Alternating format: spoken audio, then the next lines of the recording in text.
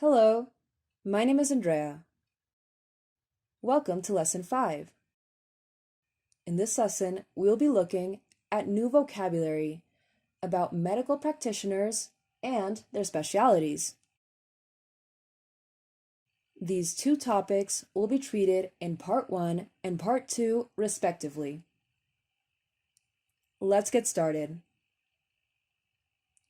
First, let's see Part 1, Practitioners. Doctors, also known as medical practitioners, must be qualified. That means they must have a university degree in medicine. They must also be registered, included in the General Medical Council's list, or register in order to practice. To practice medicine means to work as a doctor in any field. A doctor who treats patients as opposed to one who only does research is called a clinician. A doctor who provides primary care for patients is known as general practitioner, GP, or family doctors. GPs usually work in a group practice. Larger practices work in a building called a health center. Let's move on to Part 2, Specialities. A doctor who is a specialist is someone who is trained in a specific area of medicine, like dermatology or traumatology. Specialist doctors, for example pediatricians, generally work in hospitals. However, those who work outside the NHS providing private health care may have consulting rooms outside the hospital they work at.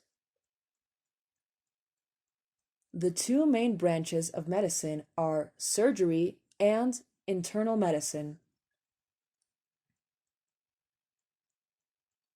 The doctors who practice these branches are called surgeons and physicians, respectively. Other medical specialties can fall under these two categories. Let's see some examples of more specific specialities.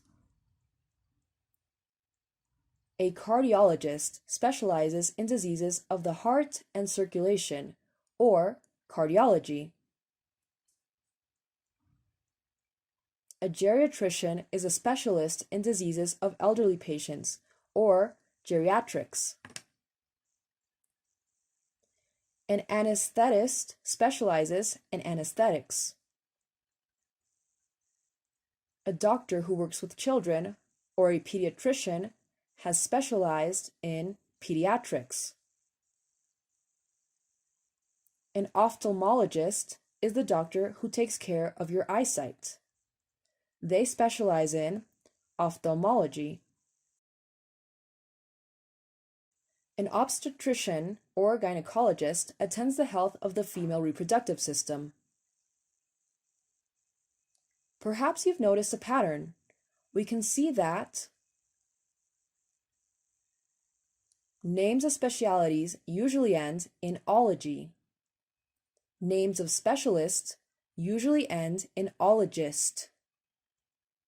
If the name of a specialty ends in ix, the name of the specialist ends in ischen. There are some exceptions. For example,